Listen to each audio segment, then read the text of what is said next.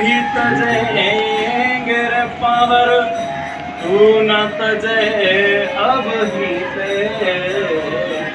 मन बचते हैं अब सर बीते, मन बचते हैं अब सर बीते।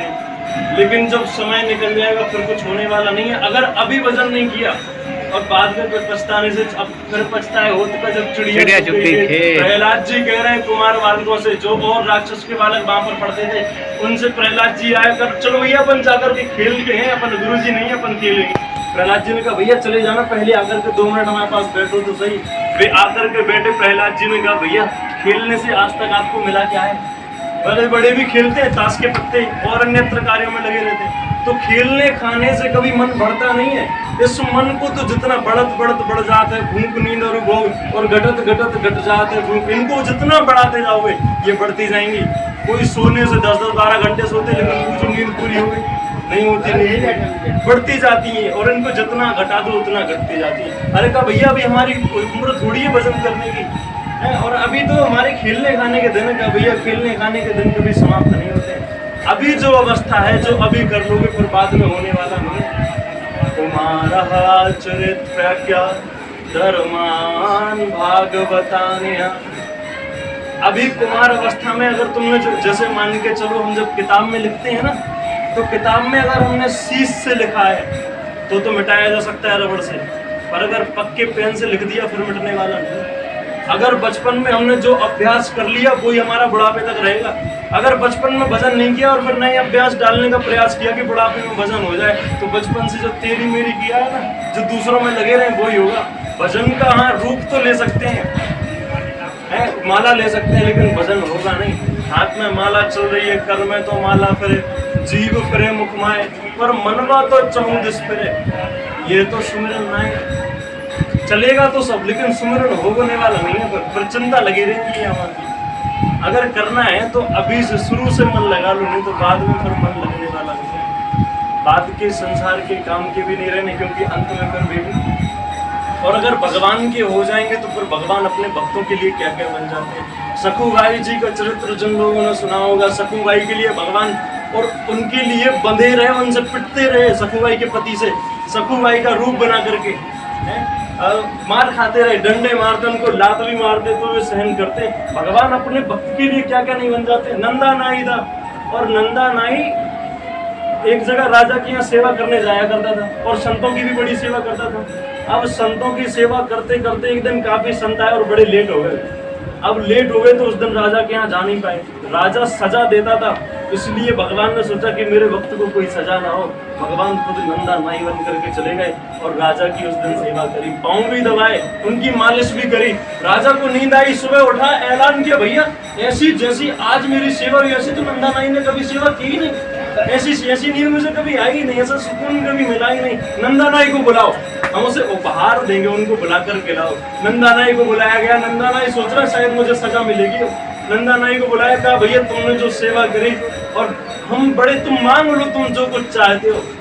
अब नंदा नाई सोच रहे ये शायद व्यंग कर रहे हैं हमारे साथ। क्या भगवान हमने कब सेवा, अरे कहा तुमने जो कल रात्रि में आकर के सेवा साथ ऐसी नींद लगी।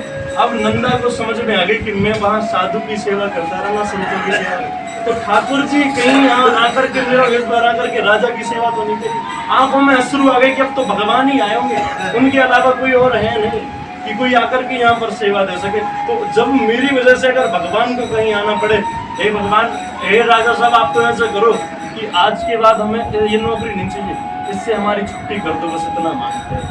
तो वहां से उनने, भगवान अपने भक्तों के लिए हर कुछ बन जाते हैं, बस भक्ति की श्रद्धा वहां तक। हम सोचे बाद में रंगाएंगे, बाद में रंगाने, बाद में रंग चढ़ेगा ही नहीं। अगर पक्के से लिखा लिया फिर उसको कितना भी रगड़ो।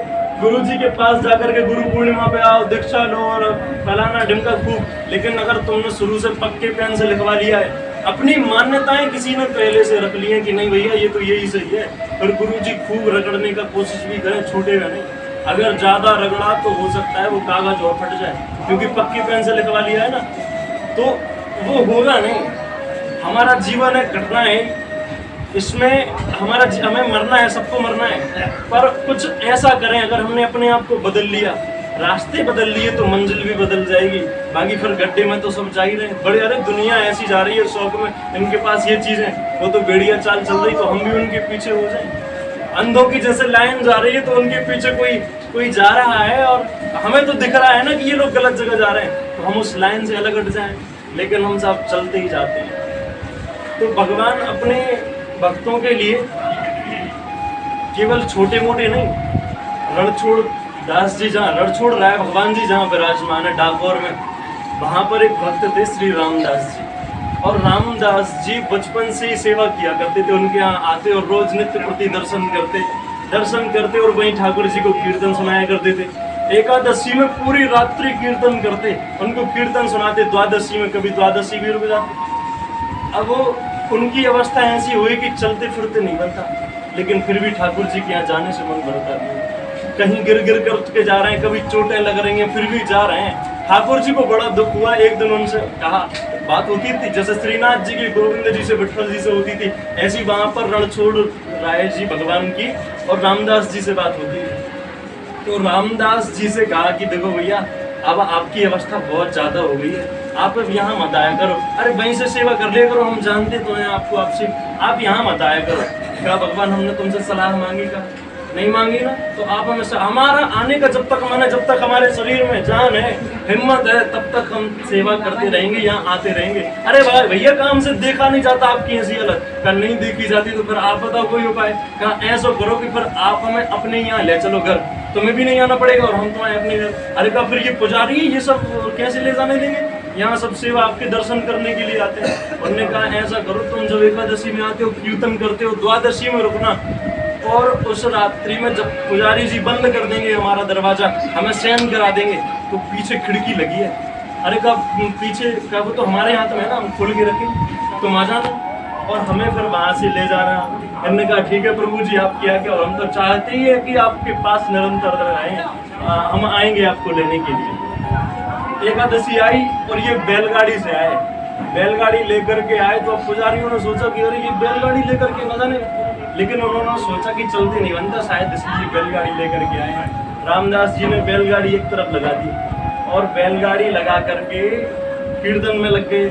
एकादशी निकल गई और द्वादशी के दिन भी वहां रुके, और द्वादशी के दिन जब वहां रुके तो रात्रि में समय मिला इनको। जैसे ही पुजारी जी गए बंद करके, इनने गाड़ी पीछे खिड़की के यहाँ लगाई और खिड़की जैसे ही धक्का दिया, खुली हुई थी, ठाकुर जी ने खोल के, और ये अंदर गए और इनने ठाकुर जी के जितना भी उनने श्रृंगार पहना हुआ था सोने आदि का, उनने सारा श्रृंगार उतार करके वहीं रख दिया, ठाकुर जी को गोद में लिया। भक्तों को स्वर्ण आदि से प्यार नहीं है, भक्तों को तो केवल भगवान से प्रेम होता है। ठाकुर जी को गोद में लिया और गोद में लेकर के गाड़ी में बिठाया, गाड़ी में लेकर के चलने लगे। अब इनका घर थोड़ा दूर था, अब ये चलने लगे। रात्रि में जब सुबह के पैर और जब ठाकुर जी को उठाया जाता मंगला आरती में, पुजारी जी आए और उन्होंने जैसे ही दरवाजा खोल के देखा कि भैया यहाँ तो, और ठाकुर जी है ही नहीं, गायब, और चोरी हो गए मैं लगता है ठाकुर जी। पर चोरी भी समझ में नहीं आ रही कि सारा स्वर्ण तो रख गए, अब चोर कैसे होंगे कि केवल ठाकुर जी को ले गए।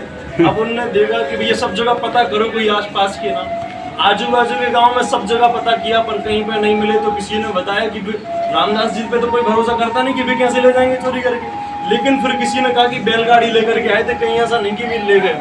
सारे पुजारी उनके घर की तरफ दौड़े, चलने लगे, सब दौड़ करके गए। तो इनको लगा पीछे से आहट आई रामदास जी को, सुबह का समय हो रहा था, पीछे से आहट आई कि कोई पकड़ने के लिए आ रहा है। इनने ठाकुर जी को लिया और एक बापी बनी थी, कुआं जैसा होता है, उसमें जाकर के ठाकुर जी को पधरा दिया। ठाकुर जी ने कहा कि हमें पधरा दो, जब ये निकल जाएंगे बता देना, फिर हम बैठ जाएंगे फिर से। अब ठाकुर जी को बापी में पधरा दिया और ये चलने लगे गाड़ी से।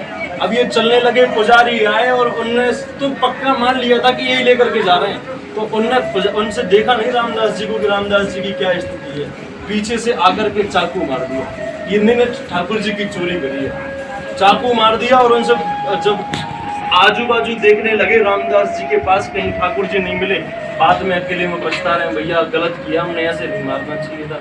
लेकिन किसी ने कहा कि भैया हमने इनको देखा है, ये लेकर के जा रहे थे कहीं उधर बापी के पास, कहीं गए थे, इन्हें वहां तो नहीं रखे ठाकुर जी।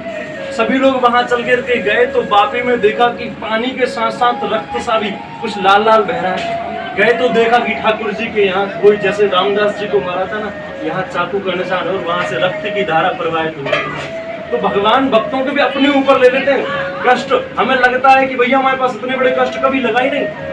प्रहलाद जी से कहा गया, अरे भैया हमें बड़ी देर हो गई आपके पास आने में, हमें माफ करो। प्रहलाद जी ने कहा कि भगवान हमें तो कष्ट हुए ही नहीं, हमें तो पता ही नहीं चला कब हमें पहाड़ से फेंका, कब गोद में उठा लिया, कब आग में जलाया, हमें तो शीतलता मिल रही थी उस आग में भी। तो भगवान अपने भक्तों को हमेशा रक्षण करते हैं, हमें पता नहीं चलता है, हम माने ना माने है, पर भगवान हमारी रक्षा हमें हमारे कवच बन करके हमेशा रहते हैं। और भी अगर कवच नहीं होते तो इन खुली हवाओं के नीचे ये घर कब के बने होते, कब उड़ गए होते। ये टिके हुए हैं, कभी हवा कहीं से कोई सीमेंट थोड़ी है कि कोई बांध रहा है। लेकिन अगर ये कहीं चल जाए तो क्या हम सब बचेंगे? तो कोई तो है जो इनको संभाल रहा है। कहीं तो नीचे नीचे तक पानी नहीं मिलता है और कहीं पानी ऊपर पेड़ों में भी, और नारियल का पेड़ होता है 200-150 फीट ऊपर भी, 100 फीट ऊपर भी पानी निकलता है। तो भगवान के कई प्रमाण है आपके पास, लेकिन बात मानो न मानो खुशी आपकी, हम मुसाफिर हैं एक दिन तो रमा जाएंगे। सदगुरु की मान के चलो ये वाणी